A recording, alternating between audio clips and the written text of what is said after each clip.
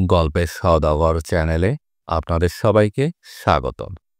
আজকে আমরা শুনব শীর্ষেন্দু মুখোপাধ্যায়ের লেখা উপন্যাস কালো বিড়াল সাদা বিড়াল পর্ব ৯। মনোজ, কি খবর? কোনো খবর নেই। গোপীনাথ বসু অদৃশ্য হয়ে গেছে। আমাদের সায়েন্টিস্ট কি বলছে? না, কোনো পথ দেখাতে পারছে না। তাহলে অপেক্ষা করা ছাড়া কোনো পথ দেখছি না। আমি কি একটু রুমে যাব? যেতে পারো, কিন্তু কি লাভ হবে? তা জানি না, কিন্তু এভাবে অনিশ্চয়তা নিয়েও তো থাকা যায় না। আমার টেনশন হচ্ছে। টেনশনের কি আছে? গোপীনাথ বসু যদি বেঁচে থাকে তবে একদিন যোগাযোগ করতে পারবো। তুমি কি সোনালকে একটু ট্যাপ করেছো? ও বাবা, তাতে উল্টো ফল হয়েছে। কিন্তু সুব্রত গোপীনাথের খুব কাছের লোক, ফলে সেই সাহায্য করবে। যাকে নিয়ে কথা হচ্ছিল সেই গোপীনাথ বসুর অবস্থা গৃহবন্দীর মতোই। ঘর থেকে বেরোনোর উপায় নেই, টেলিফোনে কারুর সাথেই যোগাযোগ করা যাচ্ছে না। শুয়ে বসে সময় কাটানোর ধাক তাগ নয়। ফলে ক্রমে ক্রমে সে ধৈর্য হারিয়ে ফেলছিল। মজা হলো, দ্বিতীয় রাতেই তার কাছে ফোন করে একজন গম্ভীর গলার মানুষ জানতে চাইল তার বান্ধবীর দরকার আছে কিনা। গোপীনাথ অবাক হয়ে বলল, বান্ধবী? হঠাৎ এ কথা কেন?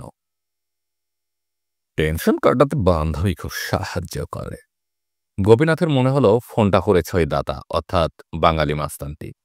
যদিও কথা বলছিল ইতালিয়ানে, ফোন বলতেই ইন্টারকম। তার মানে লোকটা এখন এই হোটেলেই আছে।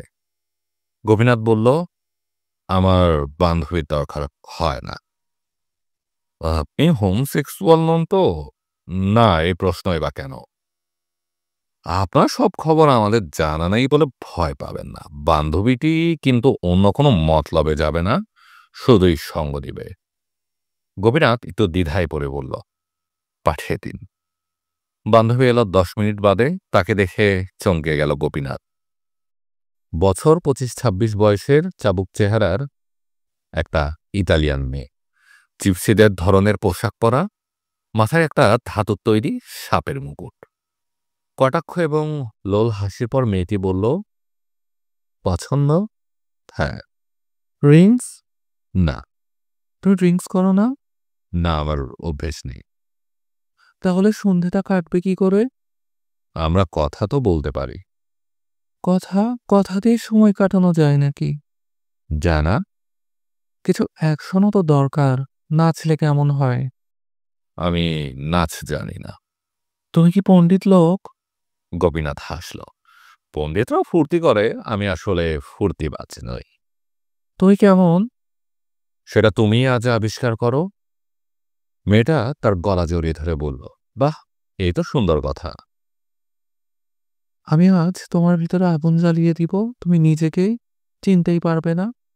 তথাস্তু।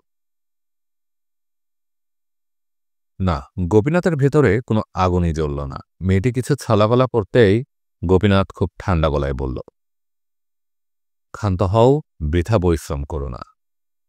মেয়েটি থমকে গিয়ে বলল, কেন? আমি যথেষ্ট আকর্ষক নই?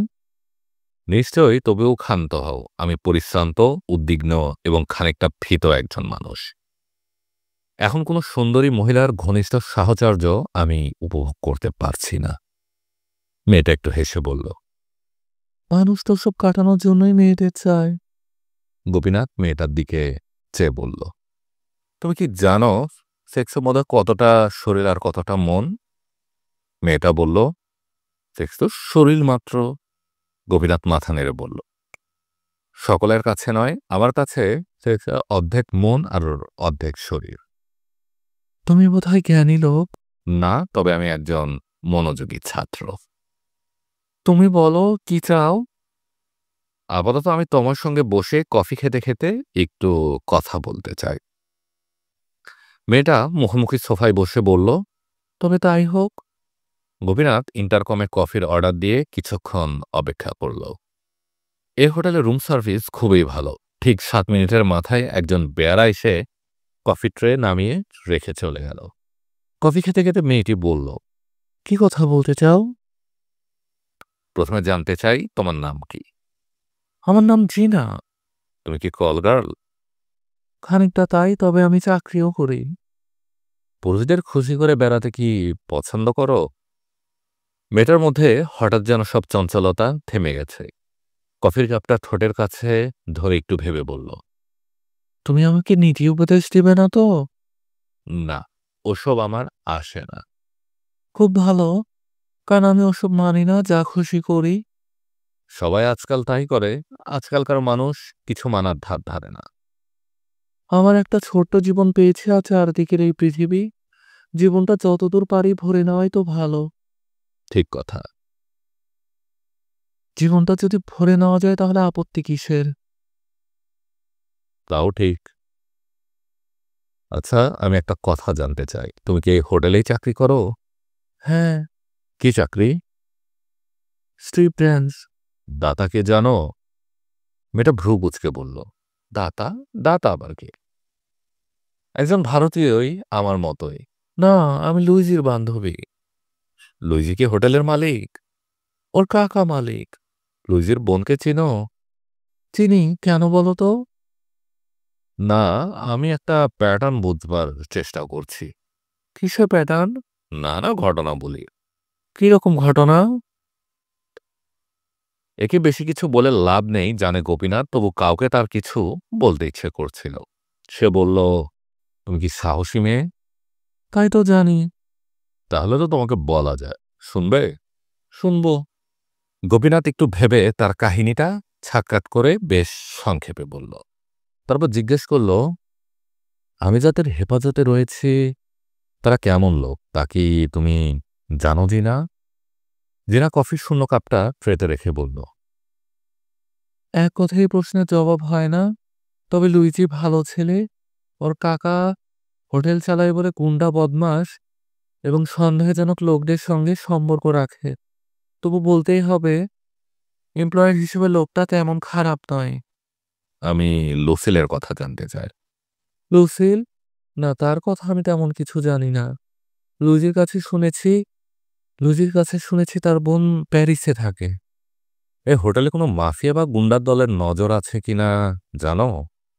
তারা তো সব জায়গাতেই আছে। আমি একটু স্পেসিফিক হতে চাইছিলাম। মেয়েটি মাথা নেড়ে বলল, এই সন্ধ্যায় এই হোটেলের সন্ধ্যায় আমাকে কয়েক ঘন্টা কাটাতে হয়। কত লোক আসে, নাচঘর তখন অন্ধকার থাকে। ঠিক কথা, তুমি আমাকে অনেক কথাই বলেছ। আলাপ করে খুশি হলাম। তার মানে তুমি কি আমাকে এখন চলে যেতে বলছো? তা নয়, তবে আমার যেটুকু জানা ছিল জেনেছি। শোনো পণ্ডিত মানুষ, তোমার মুখখানা আমার খারাপ লাগছে না। তুমি সেক্সি না হতে পারো, কিন্তু বর্বরও তো নও। ধন্যবাদ। আমার কথা শেষ হয়নি। তাহলে বলো। আমি মাফিয়া এবং গুন্ডা বদমাশদের ঘেন্না করি। খুব ভালো। তুমি যে একটা বিপদের মধ্যে রয়েছো তা আমি বিশ্বাস করছি। তোমার মুখে উদ্বেগটা প্রকাশ পাচ্ছে। গোপীনাথ একটা দীর্ঘ নিঃশ্বাস ফেলে বলল, আমি মিথ্যে কথা সহজে বলি না। শোনো, আমি তোমাকে সাহায্য করতে চাই। কিভাবে সাহায্য করবে? মেয়েটা একটু ভেবে বলল, আমি তোমার নিরাপত্তার কোনো নিশ্চয়তা দিতে পারি না। সেটা জানি। তবু তোমাকে আমি এখান থেকে পালাতে সাহায্য করতে পারি। শুধু তাই নয়, আমাদের পরিবারে তুমি ২-১ দিন আশ্রয়ও পাবে, যদি ইচ্ছে করো। তারপর? তারপর তোমার যা ইচ্ছে। গোপীনাথ একটু চুপ করে থেকে বলল, ভিকিজ মব বা মাফিয়াদের হাত খুবই লম্বা। তারা যেখানেই হোক আমার নাগাল পাবেই। সেটা ঠিক কথা। তবু আমি এই জন থেকে বেরিয়ে পড়তে চাই। কোথায় যাবে? কলকাতায়। তোমার কাছে ভাড়ার টাকা আছে? না, তবে আমার কাছে চেক বই আছে। কিন্তু আমি টাকা তুলতে গেলেই ধরা পড়ে যেতে পারি। টাকাটা যদি আমি তোমাকে ধার দেই? ধন্যবাদ, কিন্তু ব্যাংকে টাকা থাকতে ধার করার মানেই হয় না। হয়। টাকাটা এখনই তোলার দরকার নেই। চেকটা তুমি আমাকে দিও। তুমি নিরাপদে দেশ ছেড়ে যাওয়ার পর আমি আমার ব্যাংকের সাহায্যে টাকাটা তুলে নিব। বাহ, চমৎকার। আমাকে তোমার বিশ্বাস হচ্ছে তো? হচ্ছে, আমি তোমাকে সাহায্য করতে চাই। এখন সবচেয়ে বেশি গুরুতর ব্যাপার হলো তোমাকে এই হোটেল থেকে বের করে নিয়ে যাওয়া। কিভাবে সেটা সম্ভব? আমি যতদূর জানি ভিকিস মবের একজন এজেন্ট হলো দাতা, অন্যজন লুসিল এবং হয়তো লুইজিও। দাদাকে আমি চিনি না, তবে লুসিল এখন নিউ ইয়র্কে, লুইজি বার্সেলোনায়। দাদা সম্পর্কে খোঁজ নিতে হবে। নাও, কিরকম দেখতে সে? লম্বা চওড়া এবং সুপুরুষ, চেহারায় একটা নিষ্ঠুরতা আছে এবং খুবই বিস্ময়ের কথা, তোমাকে সেই আমার কাছে পাঠিয়েছে। মেয়েটা অবাক হয়ে বলে, আমাকে তোমার কাছে আসতে বলেছে হোটেলের ম্যানেজার নিনো। সে ভারতীয় নয়, ইটালিয়ান। তাহলেও পিছনে দাতা আছে। মেয়েটা উঠে পড়ল, বলল, ভেবো না, আমি খোঁজ নিয়ে আসছি। তুমি তৈরি থেকো। এই হোটেলের ফায়ার স্কেপ দিয়ে নামলে পেছনে একটা সরু গলি পাবে। আমার গাড়িটা ছোট, থ্যাবড়া আর লাল রঙের, ফিয়াট। যদি রাস্তা পরিষ্কার থাকে তাহলে ০.৫ ঘন্টা বাদে আমি গাড়ি নিয়ে গলিতে অপেক্ষা করব। গোপীনাথ সামান্য উদ্বেগের গলায় বলল, তোমার এতে কোনো বিপদ নেই তো? না, তোমার সঙ্গে আমার ২ ঘন্টা থাকার কথা, ২ ঘন্টা পার হয়েছে। এখন চলে গেলে কারো সন্দেহ হওয়ার কিছু নেই। হলেও ভয় পেও না। আমি যেখানে থাকি সেটা রোমের একটা ঘিঞ্জি পাড়া। বাইরের লোক ঢুকে সুবিধে করতে পারবে না। আমরা চোট বেঁধে থাকি। জিনে বেরিয়ে যাওয়ার পর খুব দ্রুত গোপীনাথ পোশাক পরে নিল, কফি ট্রে দরজার বাইরে রেখে ডোন্ট ডিস্টার্ব সাইন টাঙালো দরজায়, পাসপোর্ট এবং প্রয়োজনীয় জিনিস নিয়ে বাতি নিভিয়ে পেছনের ফায়ার এস্কেপের কাছে এসে দাঁড়ালো। ০.৫ ঘন্টার সময় যে কতটা সময় তারও কোনো ঠিক নেই। এক এক পরিস্থিতিতে ০.৫ ঘন্টা ৫ মিনিটের মতো আচরণ করে, এক এক সময় ৫ ঘন্টার মতো। এখন ৫ ঘন্টার মতোই লাগছে।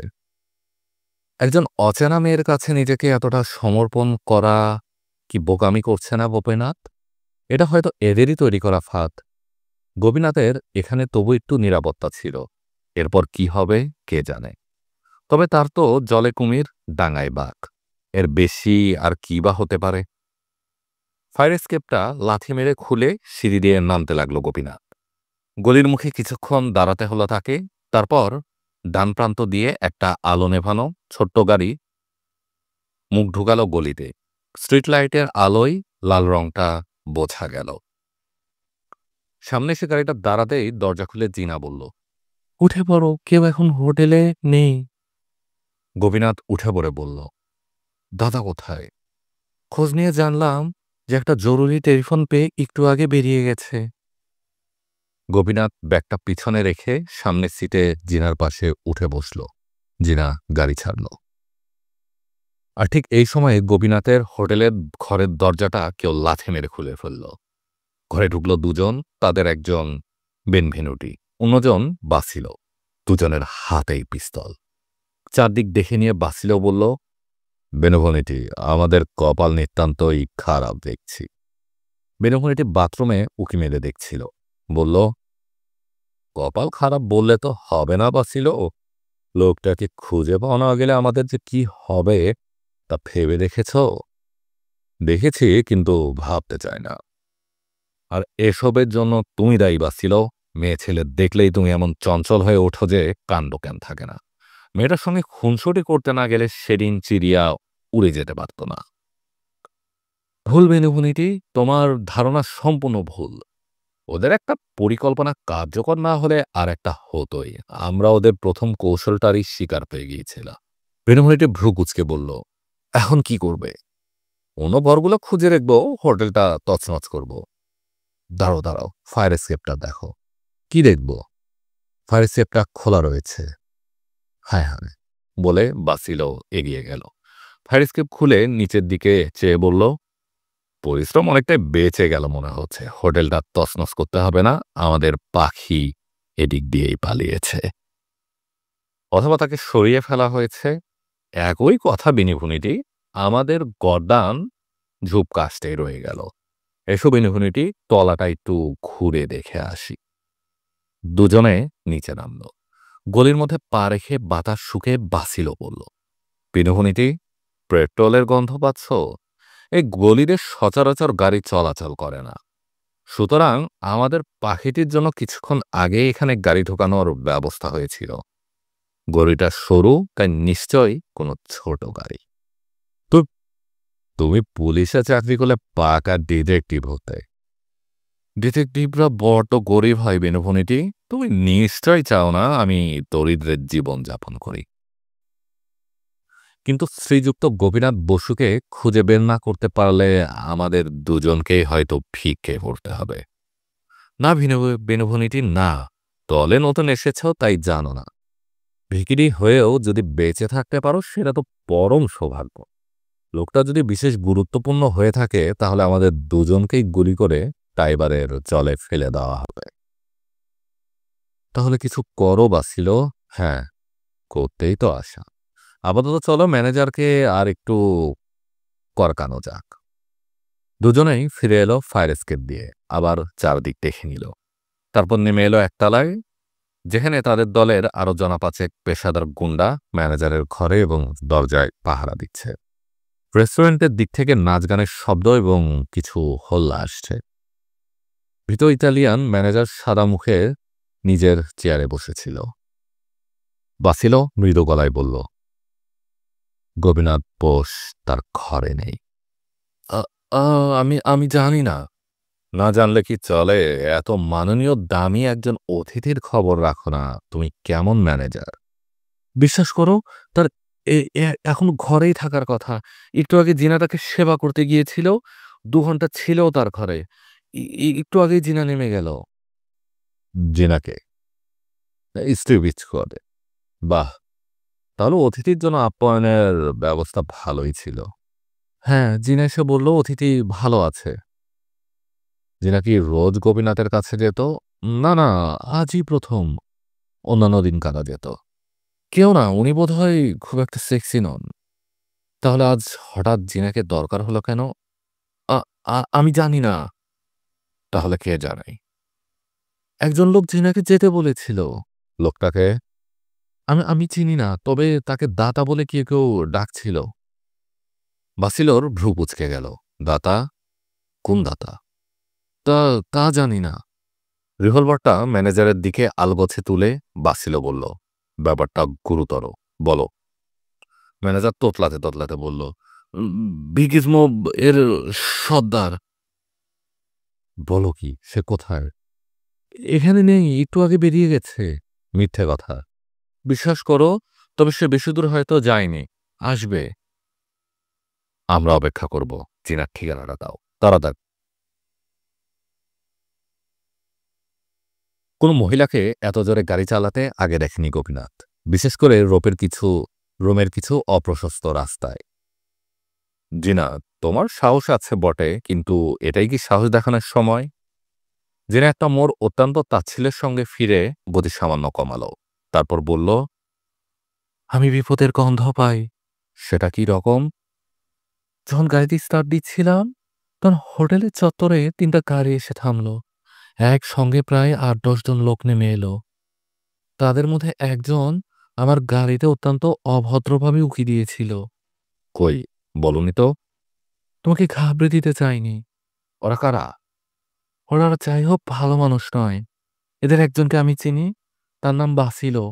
অত্যন্ত ভয়ঙ্কর লোক। বাসিলো? নামটা শুনেছ?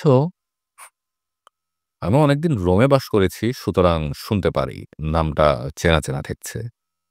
একটা মাফিয়া দলের সর্দার গোছের। আমার সঙ্গে আলাপও হয়েছিল। বন্ধুত্ব হয়েছিল কি? জিনা ব্যথিত গলায় বলল, আমাদের জীবনে তাতে কত কিছু হয় না। লোকটা আমাকে ব্যবহার করেছিল বটে, কিন্তু বন্ধুত্ব হয়নি। শোনো গোপীনাথ, আমি গুন্ডা বদমাশদের একদম পছন্দ করি না। হ্যাঁ, কথাটা বোধহয় আগেও বলেছ। আর সেই জন্যই অনেকটা ঝুঁকি নিয়ে তোমাকে ওখান থেকে বের করে এনেছি। গোপীনাথ সামান্য উদ্বেগের গলায় বলল, কিন্তু ওরা তো তোমার ঠিকানা জানে না। জানে, তবু আমার ঠিকানায় তুমি নিরাপদ। আমি যদি পাড়ার লোকদের বলে রাখি, তবে তারা এমন ব্যবস্থা করবে যাতে বাইরের কেউ ঢুকতে পারবে না। আমার পাড়াটায় আমারই না আত্মীয় স্বজনের বাস। আমরা খুবই আত্মীয় বৎসল। জিনা ক্রমশ রোমের ঘিঞ্জে একটা এলাকায় ঢুকে পড়েছিল। সরু সরু গলি, বাচ্চারা খেলছে, বৌঝিরা গল্প সল্প করছে। রাস্তাটা যেন রাস্তা নয়, বৈঠকখানা। পথে ঝগড়াঝাটিও হচ্ছে কোথাও কোথাও। জিনা যে পাড়ায় ঢুকলো সেটা প্রায় দম বন্ধ করা একটা গলি। বহু পুরানো পাড়া, বাড়িগুলো যেন একটা আরেকটার ওপর ভর করে আছে। নামো। শোনো জিনা, তোমাদের বাড়িতে কি আমি অনভিপ্রেত লোক নই? না, কারণ তুমি বিপন্ন। বিপন্ন মানুষকে আশ্রয় দেওয়ার ব্যাপারে আমাদের পরিবারের সুনাম আছে। গোপীনাথ নামল। জিনা গাড়িটা পথের পাশে লক করে রেখে তাকে হাত ধরে নিয়ে চলল। জিনাদের বাড়িটা আরো একটা গলির মধ্যে, যেখানে গাড়ি ঢুকবে না। বাড়িটা বেশ বড় এবং পুরানো। গলির পাথরে বাঁধানো রাস্তা থেকে সরাসরি বাড়ির সদর দরজায় উঠতে হয়, অনেকটা উত্তর কলকাতার গলিখুজির মতোই। দরজা খুলেছিল একজন বৃদ্ধা। জিনা চাপা গলায় বলল, আমার পিসি, কথা বলার চেষ্টা করো না, বুড়ি কানে শোনে না। তোমাদের কি যৌথ পরিবার? না, আমরা মাত্রই কয়েকজন। ভাইরা বেশিরভাগই বিদেশে। আমি, মা, পিসি আর একজন কাকা। তোমার বাবা? বাবা নেই। নেই কথাটার অনেক রকম মানে হয়। তবে গোপীনাথ আর বেশি কিছু জানতে চাইল না। জিনাটাকে দোতলায় নিয়ে এলো, একটা ঘরে ঢুকিয়ে দিয়ে বলল, এই ঘরটায় আপাতত তোমার কার্ডটা। আমি বেরোচ্ছি তোমার টিকিটের ব্যবস্থা করতে। ইতিমধ্যে আমার মা তোমার দেখাশোনা করবে। তোমার কি খিদে পেয়েছে? না, আমি একটু চোখ বুজে পড়ে থাকতে চাই। বেশ কথা, শুয়ে থাকো। ভয় নেই, কোনো বিপদ হবে না। আমি পাড়ায় বলে যাচ্ছি। জিনা বেরিয়ে এলো। গোপীনাথ জুতো জোড়ো খুলে রেখে বিছানায় লম্বা হয়ে শুয়ে পড়ল। গভীর ক্লান্তি, অথচ ক্লান্তির কারণ নেই। গত দুদিন সে কোনো পরিশ্রমের কাজই করেনি। তবে কি ভয় আর উদ্বেগেই এই ক্লান্তির কারণ? একটু বাদে দরজায় টোকা পড়ল। গোপীনাথ শক্ত হয়ে গেল হঠাৎ। চাপা গলায় বলল, ভেতরে আসুন। খিড়খিড়ে চেহারার এক বুড়ি ঢুকেই বলল, তুমি গোপীনাথ? হ্যাঁ। কি খাবে? কিছু না। কফি? তারও দরকার নেই। জিনা তোমার দেখাশোনা করতে বলে গেছে। আমি জিনার মা। আপনাকে অনেক ধন্যবাদ। তোমার কি খুব বিপদ? হ্যাঁ। চিন্তা করো না, এখানে কিছু হবে না। তুমি নিরাপদ। আপনাকে ধন্যবাদ। ঘুমাও। বুড়ি চলে গেল। গোপীনাথ উঠে ঘরের ছোট জানালা দিয়ে গলিটা একটু দেখল। ডাইনে গলির মুখটায় কয়েকটা ছেলে দাঁড়িয়ে আছে। কৌতূহলী গোপীনাথ গরাধীন জানালা দিয়ে আরেকটু ঝুঁকে ছেলেগুলোকে দেখার চেষ্টা করতে যেতেই হঠাৎ বাড়ির নিচে আড়াল থেকে একটা অল্প বয়সী ছেলে বেরিয়ে তার দিকে চেয়ে ইতালিয়ান ভাষায় বলল, ভিতরে যাও, একদম জানালাই থেকো না, ওরা আসছে। কারা আসছে? মাফিয়ারা। গোপীনাথ কেঁপে উঠল, বলল, কি করে জানলে? আমাদের লোক চারদিকে আছে। আমার জন্য তোমাদের যদি বিপদ হয়? আমরা বিপদ পছন্দ করি। তুমি দয়া করে জানালা দিয়ে মুন্ডুটা বের করো না। গোপীনাথ ছেলেটাকে ভালো করে দেখল। বছর 20-র বেশি বয়স নয়, রোগা লম্বা চেহারা। গোপীনাথ বলল, আমার জানা দরকার ওরা আসলে কারা। বাসিলোকে চেনো? নাম শুনেছি। বাসিলো আর বেনিবনিটি, ওদের সঙ্গে আরো লোক আছে।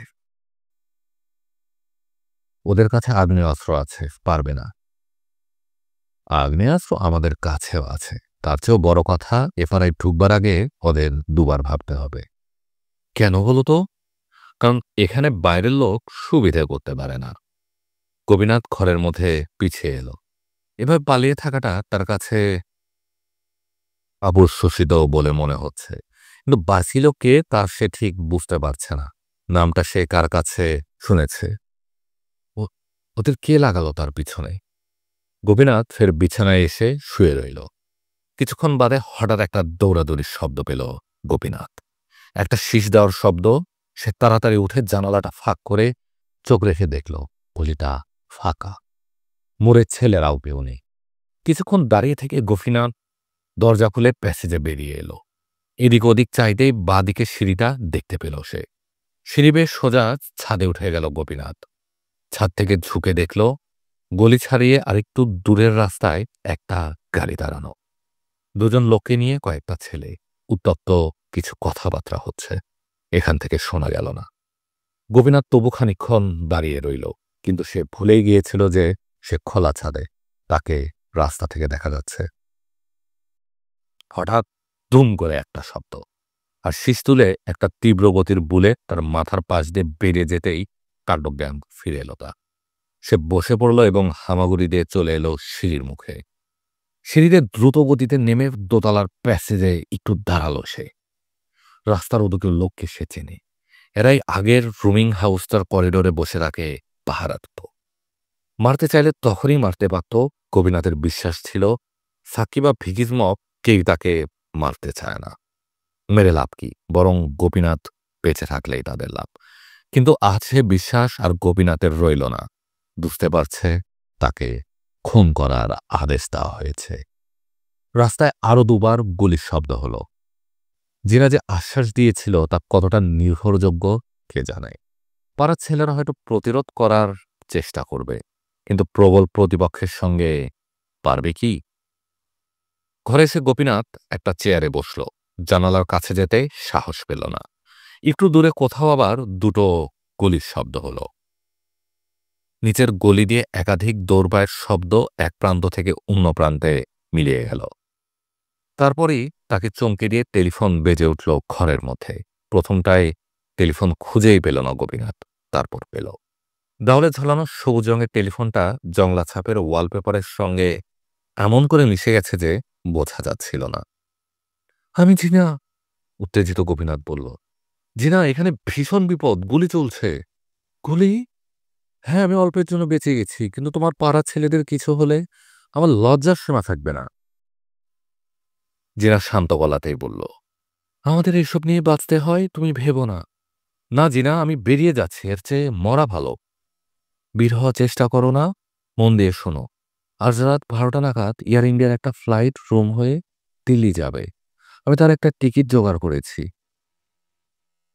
তুমি তো অসম্ভবকে সম্ভব করতে পারো। আমার এক বন্ধু ট্রাভেল এজেন্ট, সে সাহায্য করেছে। কিন্তু এয়ারপোর্টে যাব কি করে? আমি তোমায় ঠিক বের করে আনবো। অনেক গোপন পথ আছে। আমাদের পাড়াটা একটা পাক্কা গোলকধাঁধা। জিনা, এ সময় তোমার পাড়ার আছে বিপজ্জনক। বিপদ কেটে যাবে, ভেবো না, অপেক্ষা করো। জিনা লাইন কেটে দিল। গোপীনাথ উঠে ঘরের মধ্যে একটু পায়চারি করল, তারপর গিয়ে জানালাটা ফাঁক করে গলিটা দেখল। সন্ধ্যার আলোয় গলিটা ভুতুড়ে লাগছে, কেউ কোথাও নেই। গোপীনাথ মুন্ডু বের করে ভালো করে চারদিকটা দেখে নিল। মাফিয়ারা এত সহজে হাল ছাড়ার পাত্র কি?